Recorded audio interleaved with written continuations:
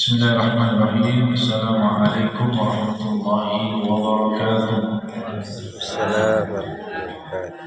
Alhamdulillahilladzi bi ni'matihi tatimmus shalihat wa bi hamdihi wa rahmatihi wa 'aunihi tanazzalul khair wal barakat.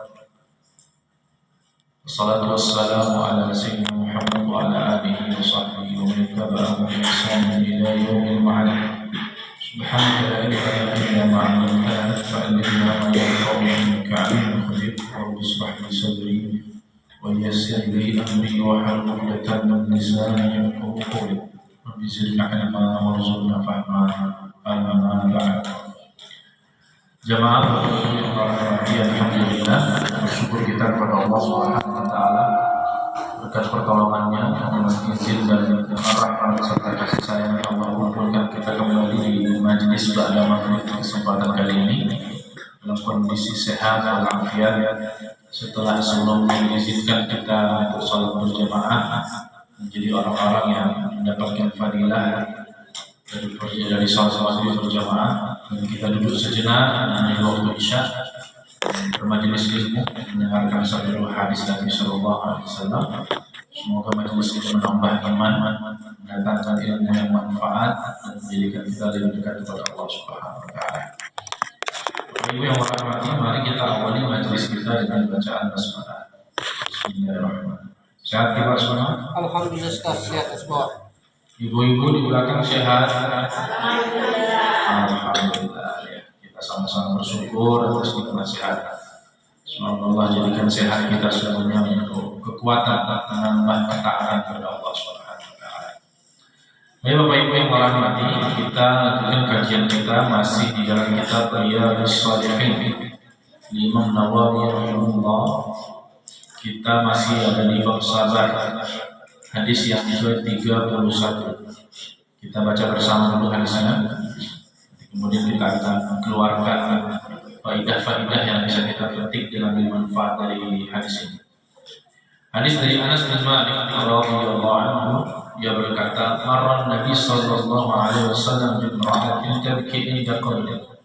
Suatu ketika Nabi Muhammad sallallahu alaihi wasallam melewati seseorang wanita, seorang ibu-ibu di sebuah kuburan sedang menangis. Maka Nabi SAW kemudian menasihati. Beliau mengatakan, ittaqillah wasbir, bertakwalah kepada Allah dan bersabarlah. Akan tetapi perempuan tersebut tidak perhatikan dan tidak tahu kalau yang lewat dan bicara kepada dia itu Nabi. Maka mungkin dia sambil menghadap kuburan sambil menangis tanpa lihat dulu orang yang bicara di belakang.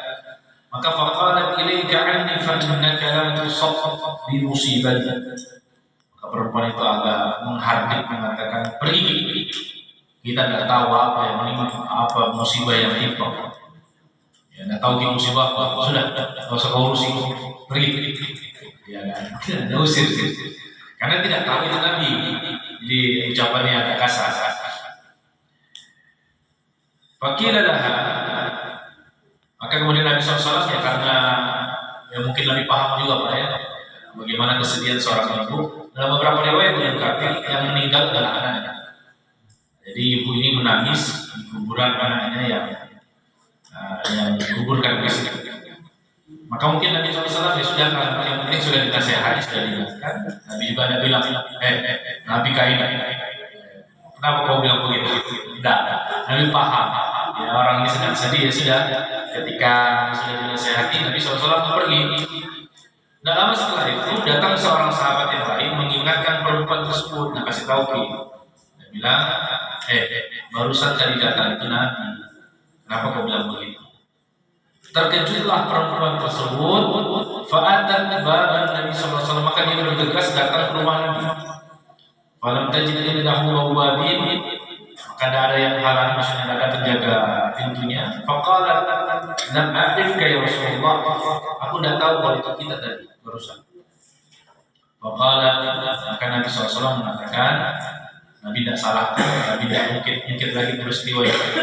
Nabi hanya berpesan, innamas sabru inda sadmatil ula, Sesungguhnya kesabaran itu ada pada benturan yang pertama. Jadi yang dikatakan sabar adalah sikap pertama yang ditunjukkan seseorang ketika tertimpa musibah untuk pertama kali. Hadis ini hadis riwayat Bukhari dan Muslim, juga disebutkan oleh Imam Ahmad dalam Musnad. Baik. Jamaah Allah muliakan, di dalam hadis ini ada beberapa pelajaran dan faedah yang bisa kita petik. Pertama, menangis atas sebuah musibah yang menimpa kita itu manusiawi sekali. Ya, Nabi SAW menangis ketika putri-putri yang meninggal. Beliau juga menangis ketika Ibrahim, putranya dari Maryam yang Kiptiah, meninggal. Beliau juga bersedih dan menangis ketika seorang sahabat yang merupakan sepersusuan beliau, Utsman bin Maz'un, meninggal. Nabi juga menangis ketika paman beliau Hamzah bin Abdul Muttalib gugur di perang Uhud. Dan banyak tangisan-tangisan yang Nabi SAW tunjukkan ketika beliau merespon ke sebuah kehilangan, dan itu manusia. Bahkan di dalam Al-Quran Allah juga menyebutkan bagaimana Nabi Yakub alaihissalam menangisi kehilangan Yusuf alaihissalam berberak-berak. Ya, wa biyaddat ayna minal huzni wa huwa kadhib. Bahkan tangisan yang sifatnya sudah mungkin menurut kita perasaan kesedihan yang sangat dipendam terlalu dalam, yang menyebabkan beliau sampai matanya memutih dan nyaris buta, ragu dan buta. Dari kesedihan sini bisa dipahami kesedihan itu, bahkan tangisan yang ditunjukkan sebagai ekspresi kesedihan itu manusiawi sekali. Dan kita diizinkan untuk menampakkan hal tersebut. Jadi bukan berarti kalau kita dapat musibah tidak boleh menangis, boleh menangis. Manusia. Bahkan ketika Nabi SAW menguburkan Ibrahim, putra beliau yang hidupnya cuma sekitar 18 bulan, kemudian wafat, beliau gali kuburannya, beliau masukkan sendiri. Beliau kafani, beliau sholatkan, beliau masukkan dalam kubur. Ketika proses penguburan itu beliau menangis. Maka kemudian ada sahabat lain mengatakan, Mahadil buka ya Rasulullah. Tangisan apa ini Rasulullah? Kenapa pertanyaan itu muncul? Karena para sahabat menduga namanya sabar itu ya ditahan. Ya. Nah kita kan sering pesan kepada kami Rasulullah, kalau ada musibah sabar. Nah kenapa kita sekali lihat ini kita ketika kehilangan anak kita menangis? Maka Nabi SAW mengatakan innal qalba la yahzun wa innal 'ayna la tadma. Sesungguhnya hati bersedih, mata menangis. Itu manusia. Ya. Karena sesungguhnya hati bersedih, mata menangis karena kehilangan dan berpisah dengan putra beliau Ibrahim. Akan tetapi sebagai seorang mukmin, kata Nabi, kita tidak akan mengucapkan kecuali majur bi rabbuna, apa yang Allah ridhoi. Jadi sedih boleh, menangis boleh, tapi yang paling penting adalah ucapan kata-katanya betul-betul diperhatikan. Jangan sampai kesedihan membuat kata-kata yang lompat dari mulut kita adalah kalimat-kalimat yang menunjukkan kita tidak ridho dan rela atas takdir Allah yang berlaku pada kita. Ya, ini yang disebut an-niyah. An-niyah adalah meratap-ratap. Ya, meratap adalah dulu biasanya para wanita, ya, yang paling sering mengalami ini atau yang paling banyak melakukan ini, meratap-ratap. Biasanya begitu ekspresi adalah memukul-mukul wajah, memukul-mukul badan, menarik-narik pakaian, bahkan hingga sobek. Ya, menunjukkan apa? Betapa sedih dan pilu atas kehilangan seseorang, yang berarti orang tersebut sangat berarti dalam hidupnya, dan itu merupakan kehormatan. Islam melarang itu. Karena itu justru menunjukkan seseorang tidak ridho dengan takdir yang Allah telah tetapkan. Misalnya, ya Allah, kenapa kau ambil suami? Kenapa kau ambil anak? Kenapa ini berlaku pada saya? Kenapa kau buat begini hidupnya? Nah, kalimat-kalimat ini adalah kalimat yang tidak dibolehkan. Ini adalah ekspresi tidak rela dan tidak ridho kepada Allah. Makanya kata Nabi, sedih maklum, menangis boleh, tapi dari kata-kata kita pastikan tidak mengucapkan kata-kata itu. Dan makanya kata Nabi, kami tidak akan mengucapkan sesuatu kecuali yang Allah ridho saja. Ya, yang Allah ridho saja. Jadi menangis itu boleh normal, biasa. Ya. Yang tidak boleh adalah merata-rata mengucapkan kalimat-kalimat yang tidak diizinkan oleh syariat. Nah, dari yang kedua, pelajaran yang kita petik adalah setiap orang yang sedih selalu butuh dikuatkan. Ya, selalu butuh dikuatkan, disupport. Karena kalau ada yang meninggal, ada sunnah namanya sunnah takziah. Takziah artinya dari kata azza yu'azzi takziatan, artinya menghibur. Ya, artinya apa? Menghibur. Makanya kalau ada yang meninggal, kita datang ke rumahnya. Untuk apa tujuannya, Pak? Menghibur keluarga yang sedang berduka. Yang dilakukan apa? Menasihati tentang kesabaran. Ya. Kemudian menceritakan kebaikan-kebaikan mayit untuk menyenangkan hati keluarga. 2, mendoakan. 3, kalau bisa meringankan kebutuhan-kebutuhan mereka.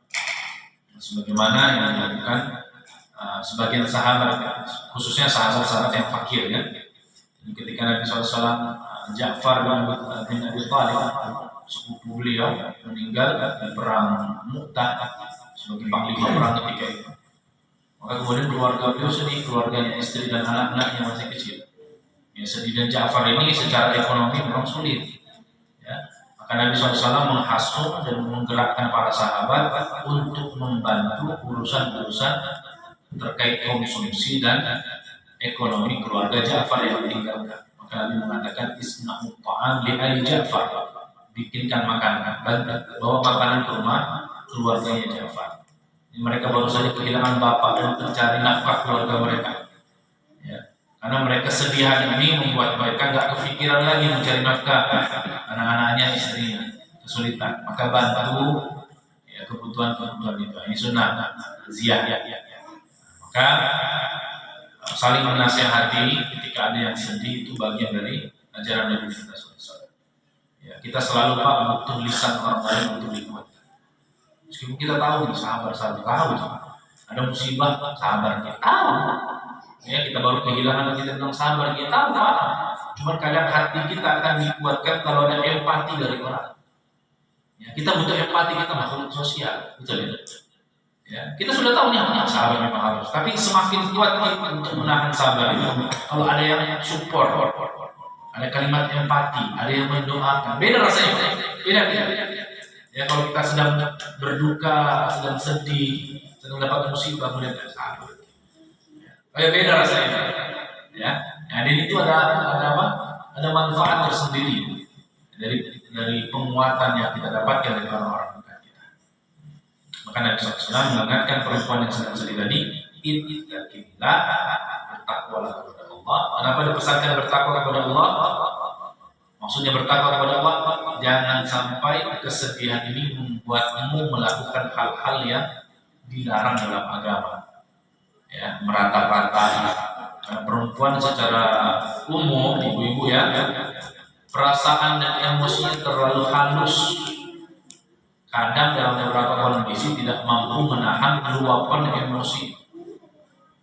Makanya dalam beberapa pembahasan, perempuan itu dalam proses pengantaran jenazah tidak dianjurkan untuk ikut. Ya, khususnya keluarga dekat. Kenapa? Tadi jika dikhawatirkan atau menimbulkan luapan emosi yang tidak terkendali, bahkan sampai menunjukkan ekspresi merata-rata, kesedihan yang berlebihan dan seterusnya, maka ini justru perbuatan yang dilarang dalam Islam. Ya, maka kita sering kalau antar jenazah banyak perempuan meraung-raung di pemakaman. Ya, padahal mungkin boleh jadi itu bukan keluarga yang temannya, karena terbawa suasana. Ini ada teman mengantar keluarga temannya yang meninggal. Ya, padahal orang lain, bukan siapa-siapa, cuma dia lihat temannya menangis meraung-raung rata-rata, dia terbawa juga suasana. Akhirnya menangis semua. Ya, kalau laki-laki relatif lebih mampu menahan diri. Tapi kalau perempuan secara umum karena perasaannya halus, emosinya tipis, sering ya, menyikapi kesedihan dan kehilangan itu secara berlebihan. Maka ini perempuan dianjurkan untuk tidak ikut mengantarkan jenazah jika dirasa tidak mampu menahan diri. Ya. Jadi ini perlu jadi catatan bagi ibu-ibu, ya, harus sabar. Jadi bertakwa kepada Allah maksudnya maknanya adalah jangan sampai kesedihan ini membuatmu melakukan hal-hal yang dilarang oleh Allah Subhanahu wa taala. Kemudian wasbiri, sabar itu artinya menahan sesuatu yang tidak nyaman di diri dan jiwa kita. Karena kalau bilang sabar itu tahammul anil adza. Sabar karena ada sesuatu yang tidak enak kita terima di hati dan jiwa kita, maka menahannya adalah bentuk kesabaran. Ya, menahannya adalah bentuk kesabaran. Nah, pelajaran yang juga bisa kita petik di sini sikap Nabi. Nabi sudah nasihati perempuan ini, tapi justru disikapi dengan agak kasar. Ya, ibu ini karena nggak tahu, ibu mengatakan pergi. Tidak tahu kalau musibah apa. Nabi SAW tidak respon, Nabi tinggal saja. Ini menunjukkan sikap tawadu. Karena kalau kita kasih nasihat, orang nggak terima nasihat kita tersinggung. Ya, sudah betul tanya Nabi SAW enggak. Memang tugas kita sebagai sesama saudara mukmin, sesama Islam, ya, ukhuwah Islamiyah, nasihat saja. Ketika seorang sudah beri nasihat, maka dia sudah memberikan hak saudara. Sudah cukup. Ya. Tidak perlu dipusingkan dia akan terima nasihat tak atau tidak. Udah. Ya. Ada ketersinggungan kita dulu kok sudah kutanya, sudah dikasih tahu. Rasa tidak perlu begitu. Ya tidak perlu. Ketika kita sudah kasih nasihat, artinya kita sudah beramal soleh. Terlepas dia terima atau tidak, bukan urusan kita. Amal kita sebagai sesama muslim adalah memberi nasihat. Sudah, itu tidak amal soleh, sudah selesai. Ya, maka Nabi SAW ketika disikapi mohon maaf kurang baik oleh seorang sahabiahnya, tapi Nabi pusing, nanti Nabi sudah beramal memberikan nasihat. Sudah cukup. Ya, maka di sini juga menunjukkan sikap tawadu dari Nabi kita Muhammad SAW. Ya, ketika beliau sudah menasihati, ya sudah, beliau tidak terlalu respon bagaimana, ya sudah beliau abaikan, beliau tinggalkan. Ya. Selanjutnya pelajaran yang juga kita bisa petik di sini, ini pentingnya amar ma'ruf nahi munkar. Kenapa Nabi SAW pesankan tadi atau nasihati wanita yang di kuburan menangis lama itu? Nah, karena tadi ini ada potensi pada perbuatan-perbuatan munkar, yaitu dari meratap-ratap atau dalam bahasa hadis disebut an-niyahah, ya, ratapan. Ya, nahan Nabi SAW an-niyahah, Nabi melarang perbuatan meratap. Karena itu suatu kemungkaran, maka Nabi ingatkan nasihat. Amar ma'ruf nahi munkar itu bagian dari ajaran dan nasihat dalam Islam. Kita jangan semangat saja memerintah orang baik, kita harus juga semangat mencegah perbuatan munkar. Ya, ini contoh dari Nabi SAW. Ketika ada potensi seseorang itu melakukan kemungkaran, maka dinasihat, jadi cegah dari perbuatan munkar. Dalam hadis yang lain Nabi SAW bersabda, "Man ra'a munkaran man ra'a minkum munkaran falyughayyirhu bi yadihi." Barang siapa yang melihat kemungkaran di antara kita, maka cegah dengan tangannya. Jika tidak bisa, bagi lisani, maka dengan ucapannya. Wa illam yastati bi qalbihi. Kalau juga tidak bisa dengan tangan, tidak bisa dengan lisan, maka cukup dicegah dengan minimal sekali dicegah dengan hati, dengan kita tidak rela dan ikhlas atau tidak ridha dengan perbuatan tersebut. Wa dzalika aful iman, ini derajat iman paling lemah. Ya. Jadi tetap diusahakan. Adapun makna hadis yang disebutkan Nabi SAW,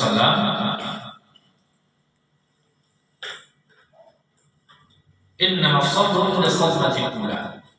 Sungguhnya kesabaran itu jemaah ada pada benturan pertama. Apa maksudnya?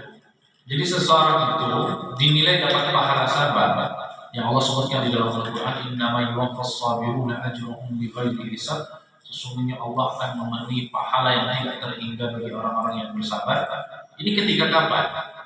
Ketika musibah tertimpa pertama kali. Apa yang ditunjukkan seseorang, disitulah nilai sabarnya dinilai. Itulah saat kesabarannya dinilai. Contoh, kita tertimpa tiba-tiba naik motor tabrak orang. Pada benturan pertama itu kan proses musibah pertama terjadi. Apa respon kita? Langsung melotot sama yang tabrak. Bodoh memang, nggak mau lihat kan? Berarti kita nggak sabar. Kenapa? Karena respon pertama kita adalah amarah, bukan sabar. Kita dapat kabar telepon, itu pulang cepat. Kenapa? Meninggal di rumah. Apa respon pertama ketika menerima kabar? Baca pengumuman, gagal, lolos tes. Ya. Apa respon yang kita tunjukkan pertama sekali? Ya. Karena apa? Kenapa nilai kesabaran itu pada benturan yang pertama itulah respon paling natural dari pengendalian diri kita terhadap musibah itu. Itulah menunjukkan hati kita langsung yakin ini semua terjadi karena Allah dan melalui takdir yang ditetapkan.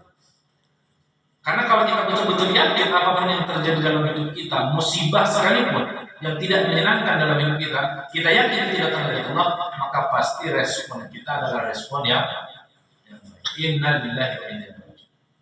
Ya, lillahi ma akhadha lillahi ma a'ta. Semua punya Allah, Allah yang ambil, Allah yang kasih. Nah, itu menunjukkan apa? Satu keyakinan yang terpatri dalam hati kita, ini semua sudah diatur Allah. Ya. Karena kenapa kalau sudah 2 hari, 3 hari dari proses musibah, kita baru bisa menyesuaikan hati, itu bukan sabar. Itu artinya terbiasa. Ya.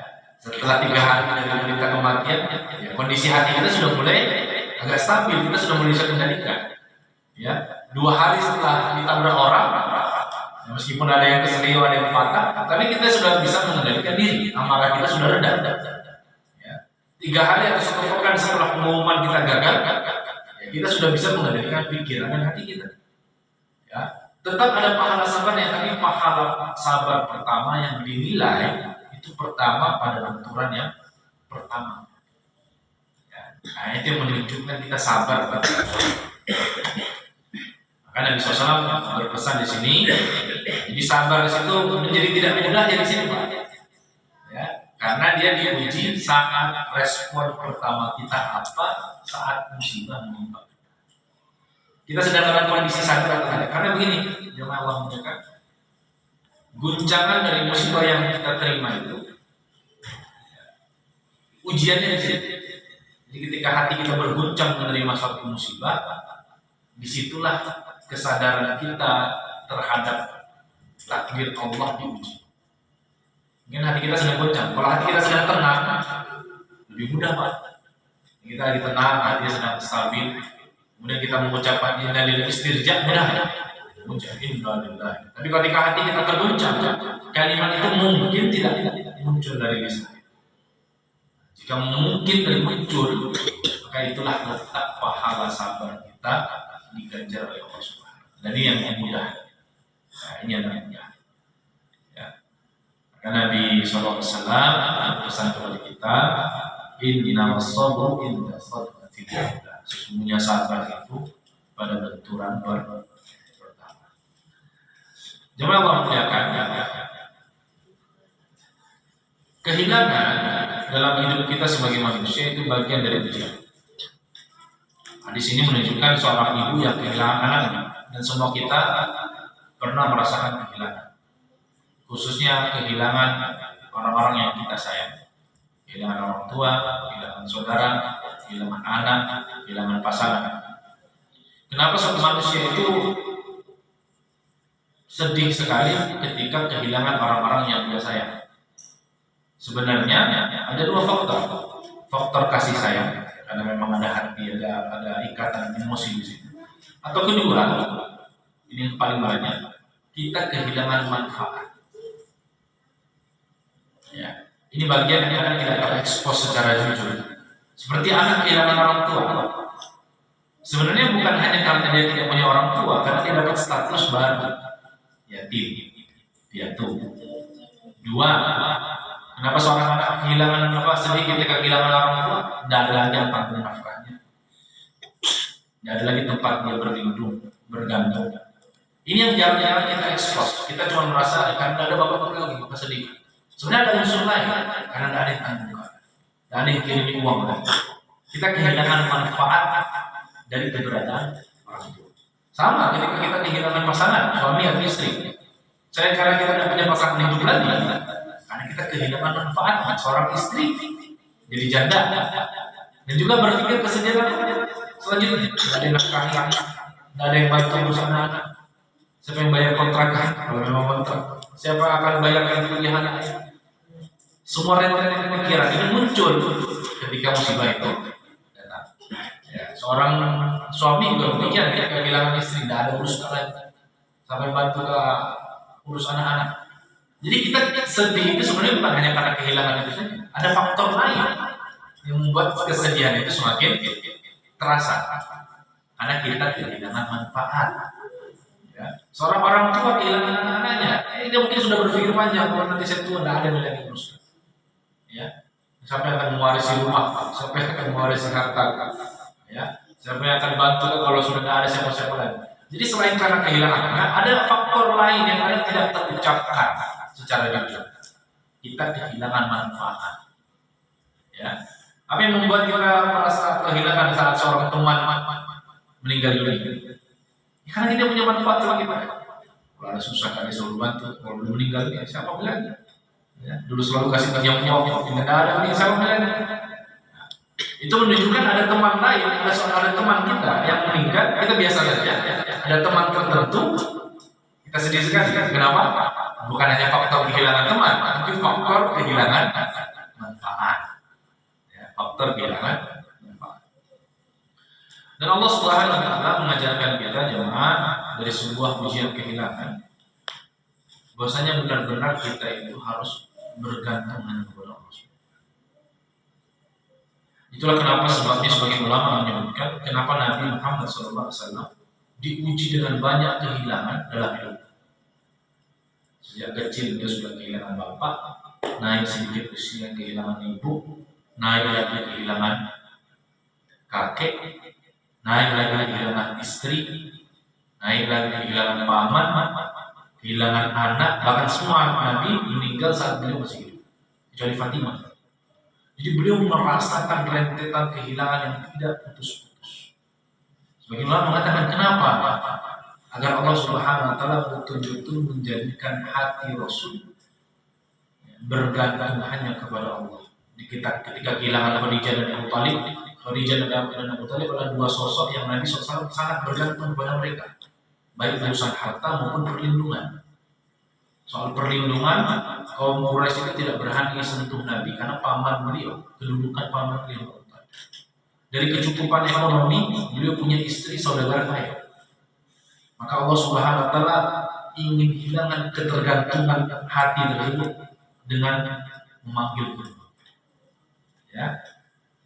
Nah, jadi memang lewat kehilangan ini kita merasa ada yang hilang dalam diri kita, tapi sebenarnya Allah pelajaran berharga yang perlu kita ambil adalah Allah ingin kita hanya bergantung kepada, bukan bergantung kepada selainnya, ya, makhluk. Maka Allah ambillah orang-orang yang tempat kita bergantung dalam hidup, yang kita mendapatkan manfaat dari mereka, baik manfaat langsung ataupun tidak. Agar kita belajar sesuatu, tetap satu-satunya tempat kita kembali hanya kepada Allah Subhanahu. Ya, lillahi ma'atta wa lillahi ma'akhad. Segalanya milik Allah yang dikasihkan dan segalanya milik Allah yang diambil kembali. Ya. Jemaah Allah muliakan, ini satu hadis yang kita bahas 11. Ya, semoga bisa kita pahami dengan baik. Mungkin ada waktu kita bisa diskusi dan tanya jawab. Saya persilakan.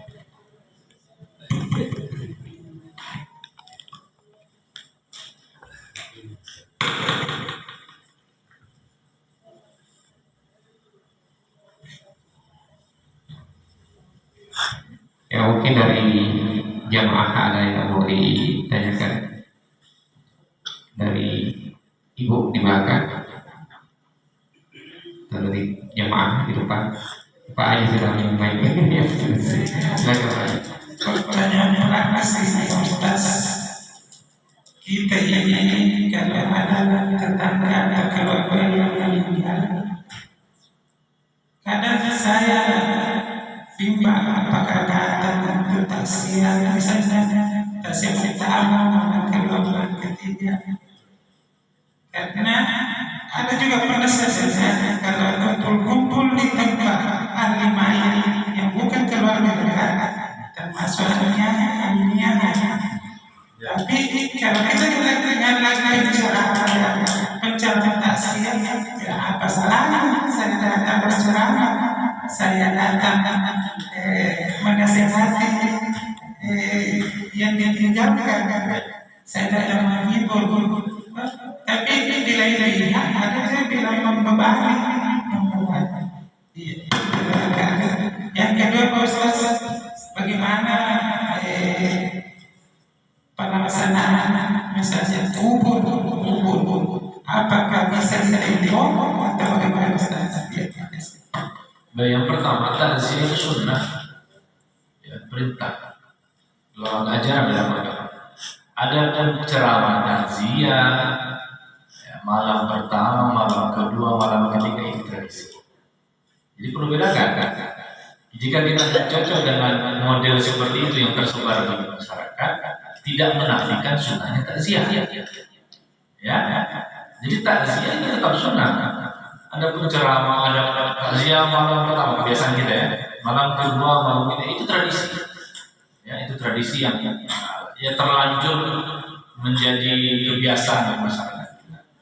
Tapi jangan kemudian gara-gara kebiasaan tradisi itu kita nggak cocok, kemudian kita kehilangan apa kita menganggap takziah itu ya tidak. Tetap takziah sudah datang ke sana.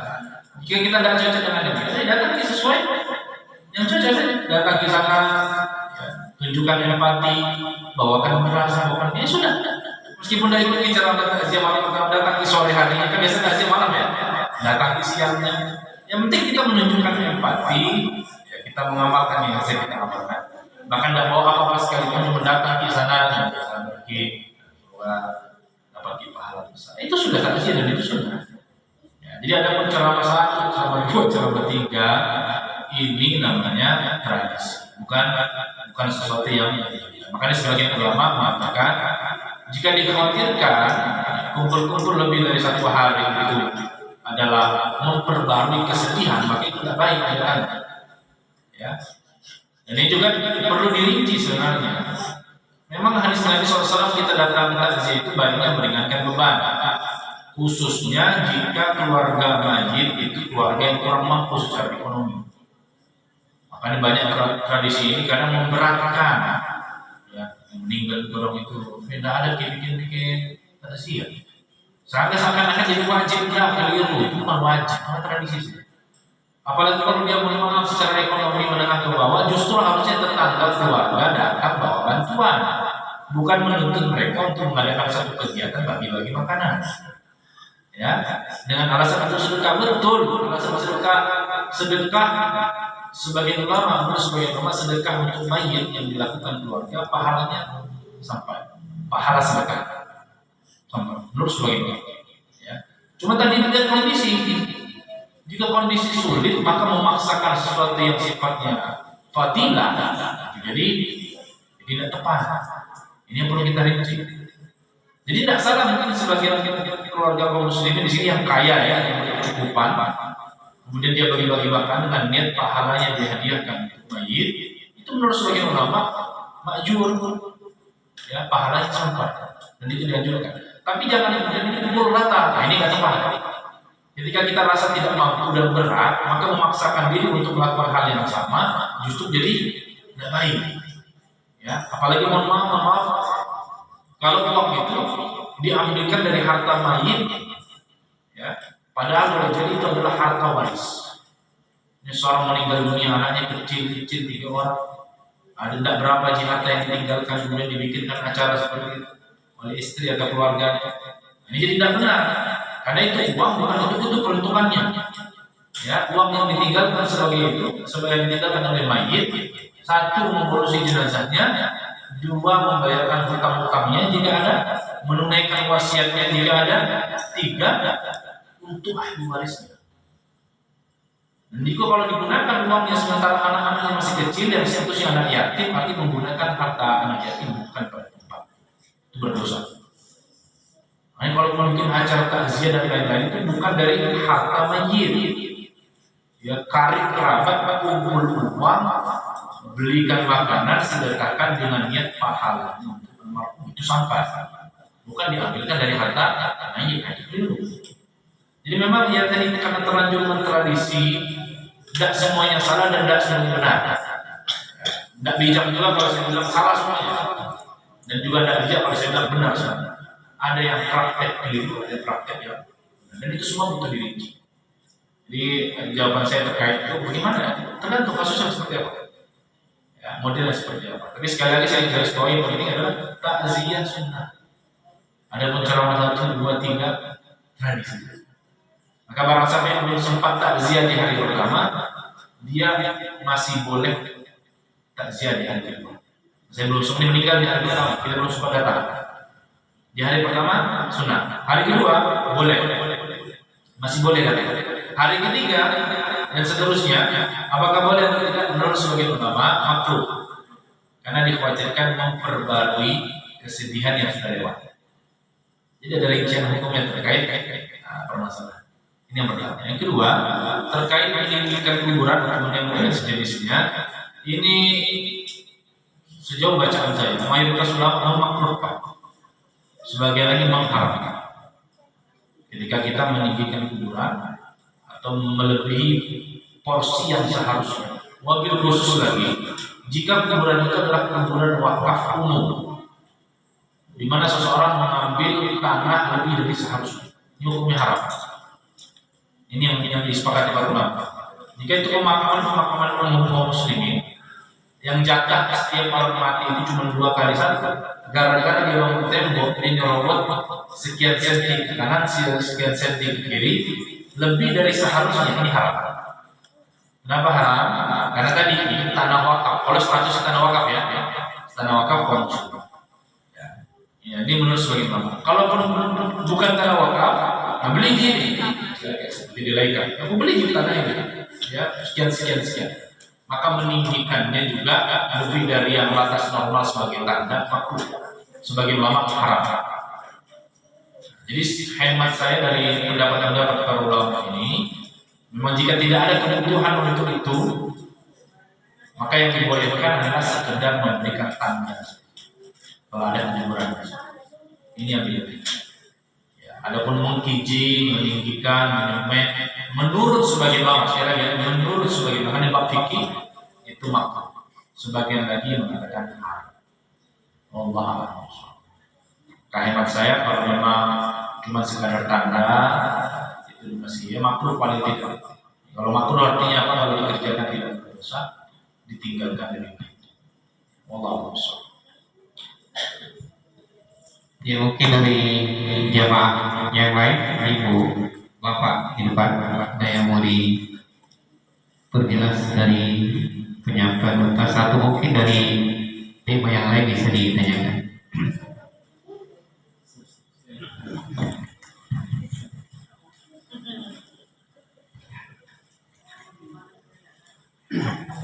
Assalamualaikum. Yang saya mau tanyakan Ustaz, misalnya mensiarai kuburan, apakah disunahkan mensiarai saja atau membacakan ayat-ayat Al-Quran? Karena di kampung itu ada yang membacakan surah Yasin sampai itu. Apakah yang disunahkan plus dengan bacaannya sebagaimana? Assalamualaikum warahmatullahi wabarakatuh. Ziarah kubur hukum asalnya sunnah, dianjurkan. Tujuannya 2, mendoakan. 3, mengingat kematian. Ya, maka dalam hadis sahih, dulu aku pernah melarang kalian untuk ziarah kubur di fase-fase awal keislaman.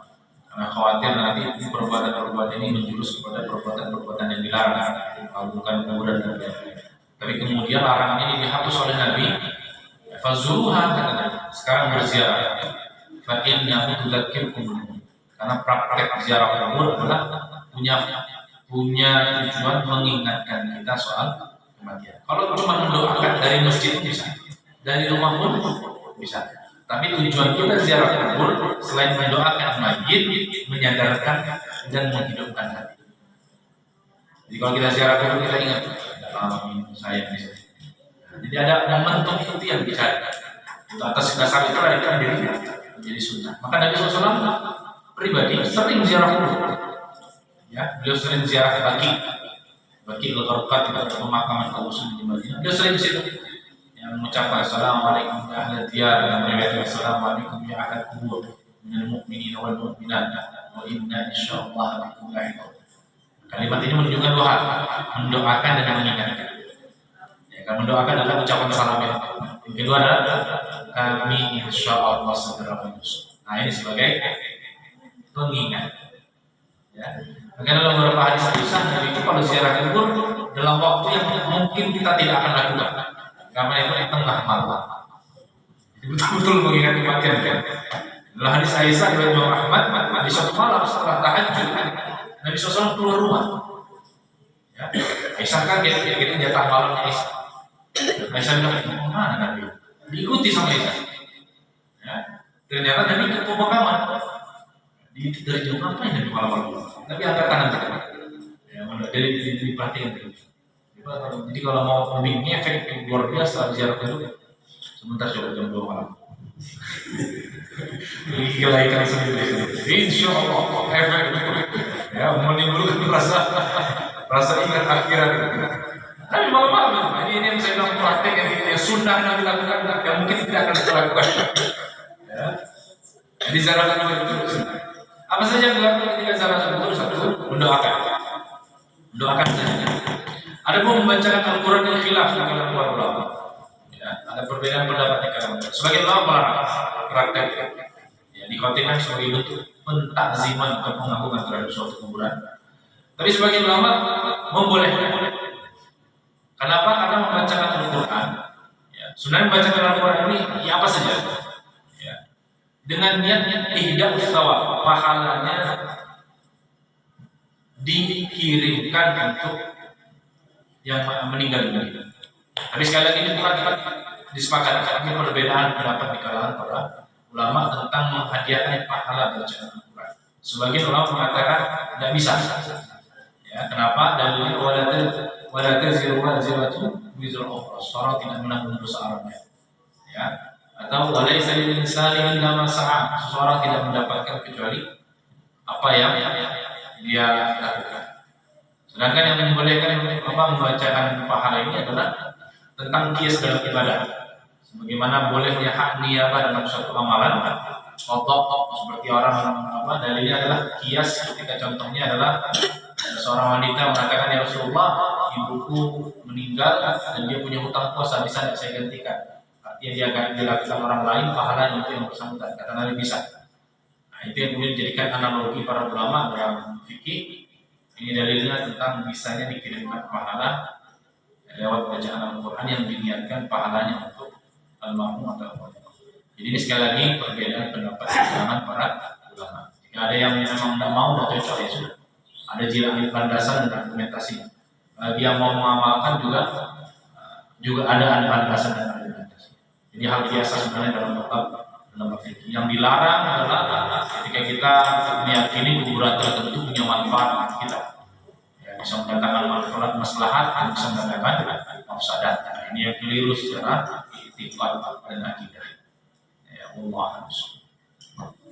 Mungkin masih ada yang mau ditanyakan. Ibu-ibu mungkin ada yang tanyakan enggak? Kepada saya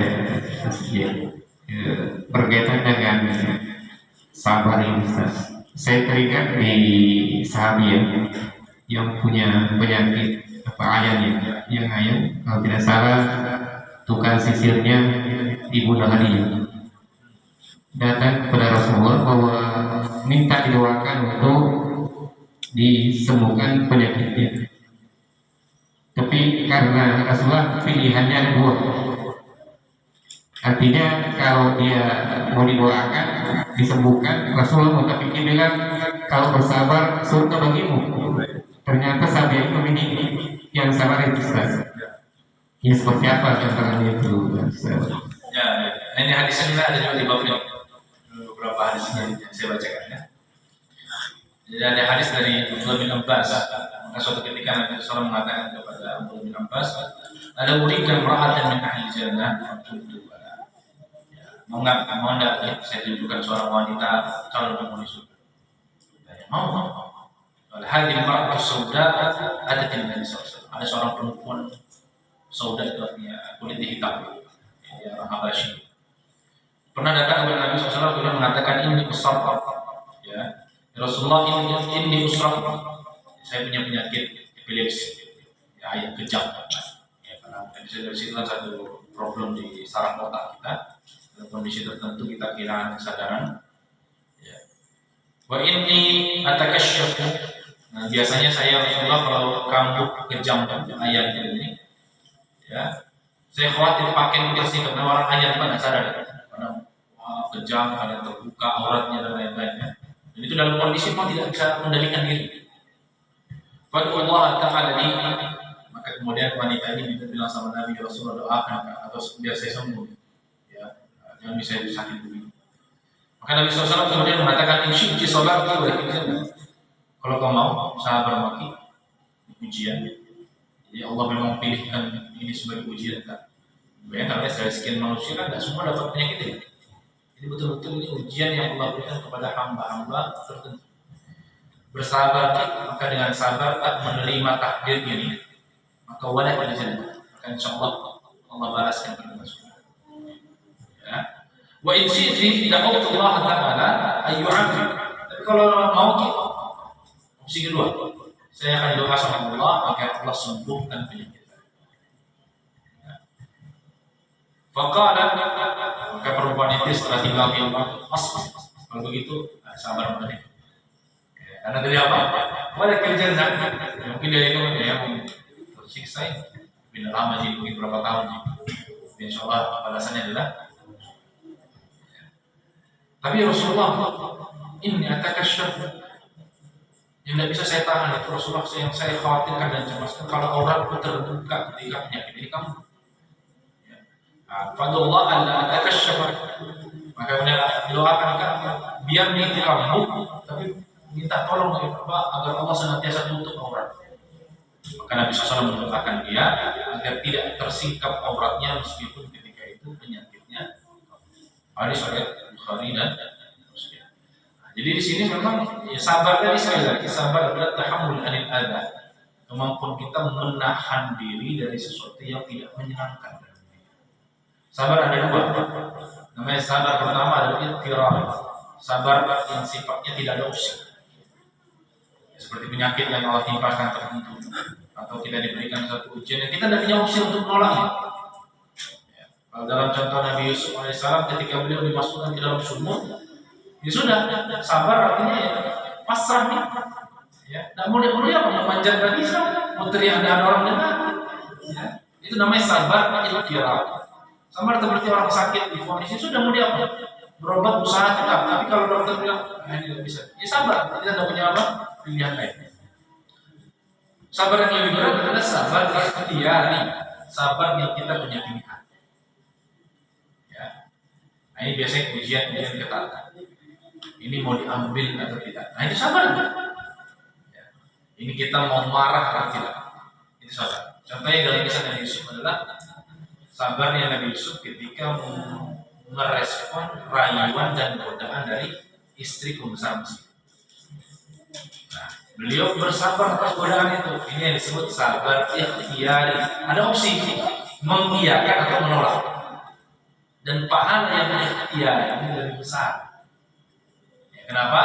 Ketika seorang meninggalkan sesuatu yang Allah larang, mengharapkan pahala dari Allah, itu ganjaran yang lebih besar. Kenapa? Dia dihadapkan dua pilihan yang benar. Maka seperti ini Pahalanya besar kenapa? Dia memilih satu pilihan yang ditawarkan Nabi dan dia tetap memilih pilihan yang lebih berat. Ya, lebih besar. Maka jamaah yang Allah muliakan, kita ujian kita ada yang tirani kita tidak bisa tolak. Ya, sudah mau dapat pasrah, ya ikhlas. Tapi ada juga kita punya pilihan. Ya. Nah, yang pilihan ini kadang kita sering nggak sabar. Ya. Tanda tangan atau tidak. Nah, ini kadang kita ambil gitu. Ya, nah, kita kadang nggak sabar. Nah, itu justru yang kadang pahalanya lebih besar karena kita punya opsi. Di situ ujiannya lebih berat. Nah, kalau nggak ada pilihan, ya mau diapa? Pasrah nih. Nah, ya mau diapa? Tapi kalau ada pilihan, itu ujiannya di situ. Ujiannya di situ. Allah SWT. Dan ada yang barangkali dari jemaah sudah masuk waktu ini Ustaz. Oh, saya baik. Ya jemaah Allah muliakan, ini satu hadis yang kita bahas di pertemuan kali ini tentang sabar. Ya, sebagai penutup, ya hidup di dunia ini memang dipenuhi dengan ujian, yaitu takdir kehidupan. Maka bekal terbaik kita untuk menghadapi semua hal yang tidak sesuai dengan keinginan kita adalah bersabar. Ya, bersabar. Itu tidak punya pilihan lagi. Kita mau marah-marah, mau murung-murung, tidak akan mengubah Allah. Ya, justru kita kehilangan ganjaran dan balasan yang lebih besar yang Allah janjikan. Kalau kita bersabar, menahan diri, ya, maka Allah Subhanahu Wa Taala menjanjikan pahala yang tidak terbatas kepada orang-orang yang bersabar. Wabashir as-sabirin. Innama yuwaffas sabiruna ajrahum bighairi hisab. Baik, demikian yang Allah berikan. Semoga bermanfaat, semoga bisa menambah iman, menjadikan kita lebih dekat kepada Allah Subhanahu Wa Taala. Mari kita akhiri dengan hamdalah dan doa kafaratul. Alhamdulillahirabbil alamin. Subhanakallahumma wa bihamdika asyhadu an la ilaha illa anta astaghfiruka wa atubu ilaik. Allahumma anfa'na bima 'allamtana wa 'allimna ma yanfa'una innaka 'alimun qadir. Rabbana atina fid dunya hasanah wa fil akhirati hasanah wa qina adzabannar. Sallallahu Muhammad wa ala alihi wasallam. Assalamualaikum warahmatullahi wabarakatuh. Waalaikumsalam.